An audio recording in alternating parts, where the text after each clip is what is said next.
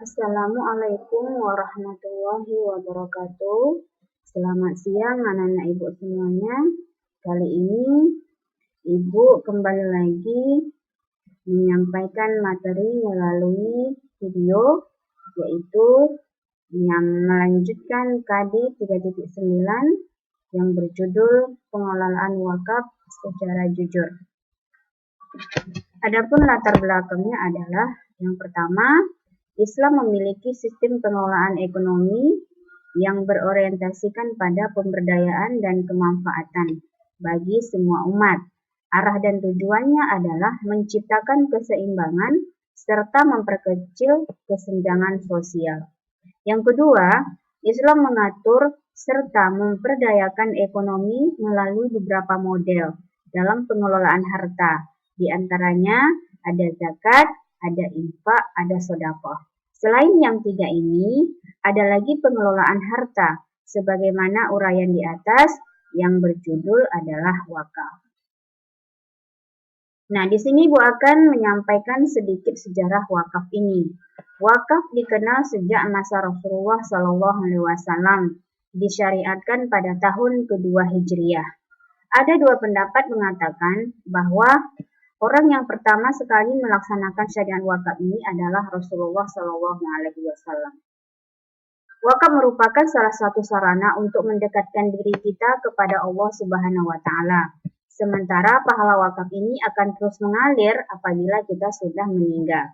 Sesuai dengan sabda Rasulullah SAW yang berbunyi, "Idza mata insanu inqata'a anhu amaluhu illa min salasin illa min shadaqatin jariyah au ilmin yantafa'u bih au waladin sholihin yad'ulah." Yang artinya, apabila salah seorang manusia meninggal dunia, maka terputuslah amalannya kecuali tiga perkara, yaitu sedekah jariah atau wakaf, ilmu yang bermanfaat, dan anak yang soleh yang selalu mendoakannya. Kemudian di sini Ibu akan menjelaskan pengertian dan ketentuan wakaf. Pengertian wakaf ini adalah menurut bahasa Arab artinya menahan atau berhenti, bisa juga diartikan dengan diam. Sedangkan menurut istilah, wakaf itu artinya menahan atau menghentikan harta dan memberikan manfaatnya di jalan Allah untuk memindahkan hak milik pribadi menjadi milik suatu badan atau yayasan yang memberikan manfaat bagi masyarakat dengan tujuan mendapatkan kebaikan dan ridho Allah Subhanahu wa Ta'ala. Kemudian ketentuan wakaf ini adalah sangat dianjurkan atau disunnahkan, sehingga wakaf ini dinilai sebagai bentuk amal jariah yang artinya memiliki kebaikan dan pahala secara berkelanjutan atau terus-menerus walaupun kita yang berwakaf tadi sudah meninggal dunia. Kemudian, wakaf ini ada rukun dan syaratnya. Kita lanjutkan terlebih dahulu rukun wakaf. Yang pertama, ada namanya wakif, yaitu orang yang memberikan wakaf. Kemudian ada namanya mauquf alaih, yaitu si penerima wakaf. Kemudian ada namanya barang yang diwakafkan. Kemudian yang keempat, ikrar atau penyerahan wakaf kepada badan atau orang tertentu. Kemudian syarat-syarat wakaf itu, yang pertama, wakaf yang diserahkan berlaku untuk selamanya dan tidak ada paksaan. Kemudian orang yang menerima wakaf itu harus jelas. Wakaf tidak boleh ditarik kembali. Bagi orang yang diwakafkan berwujud nyata pada saat diserahkan. Jadi barangnya tersebut harus ada wujudnya. Kemudian jelas ikrar dan penyerahannya. Harta wakaf tidak boleh dipindah tangankan untuk kepentingan yang bertentangan dengan tujuan wakaf itu sendiri. Kemudian harta yang diwakafkan itu wujud barangnya tetap walaupun telah digunakan. Seperti tanah, misalnya bangunan masjid dan lain-lain sebagainya. Barang yang diwakafkan adalah milik kita sendiri, bukan milik orang lain. Yang ketiga, barang digunakan bukan untuk barang yang haram atau barang yang najis. Kemudian, hikmah wakaf. Hikmah wakaf ini sebenarnya sangat banyak. Kalau di sini Ibu akan menguraikannya ada 10. Salah satu di antaranya memperoleh pahala yang berlipat ganda dari Allah Subhanahu wa taala yang tidak akan terputus. Yang kedua, memupuk kepedulian sosial terhadap lembaga sosial yang membutuhkan. Menghimpun dana bagi pengembangan dan kelangsungan agama Islam di suatu daerah tersebut. Memberikan kesempatan kepada orang yang memiliki kekayaan untuk beramal jariah. Mewujudkan sebuah masyarakat yang memiliki sifat tolong-menolong. Menghilangkan jurang pemisah antara orang kaya dan orang miskin. Meningkatkan kerjasama dan silaturahim dalam sistem perekonomian. Memberikan kesempatan beramal jariah melalui amalan wakaf.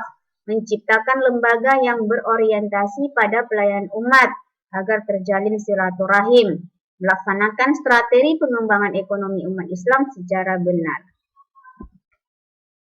Dalil wakaf ini kita jumpai di dalam surah Al-Baqarah ayat 261, yang mana artinya perumpamaan orang-orang yang menginfakkan hartanya di jalan Allah seperti sebutir biji yang menumbuhkan biji.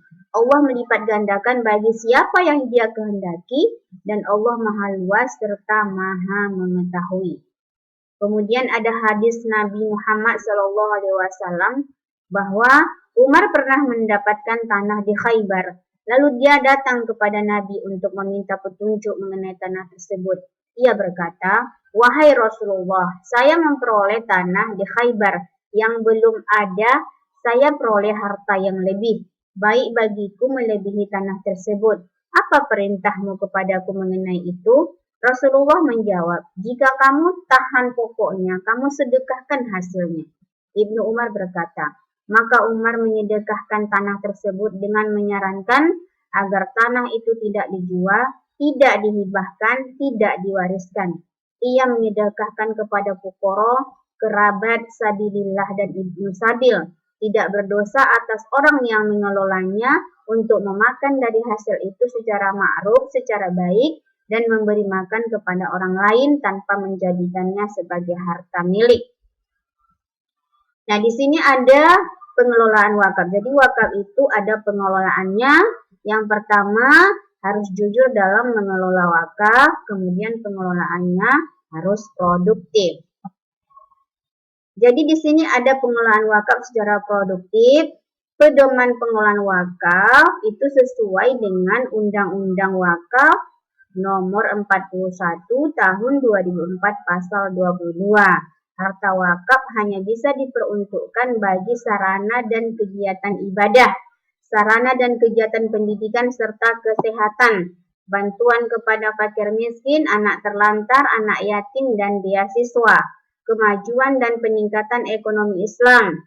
Kemudian jenis usaha wakaf produktif ini seperti aset tanah, yaitu benda yang tidak bergerak. Kemudian kalau jenis benda bergeraknya seperti uang. Kemudian di sini ada 5 butir keputusan MUI tentang wakaf. Wakaf uang adalah wakaf yang dilakukan seseorang, kelompok orang, lembaga, badan hukum dalam bentuk uang tunai. Yang kedua, termasuk dalam pengertian uang adalah surat-surat berharga. Wakaf uang hukumnya boleh. Wakaf uang hanya boleh disalurkan dan digunakan untuk hal-hal yang dibolehkan secara syar'i. Kemudian nilai pokok wakaf, uang harus dijadikan kelestariannya, tidak boleh dijual, dihibahkan, atau diwariskan.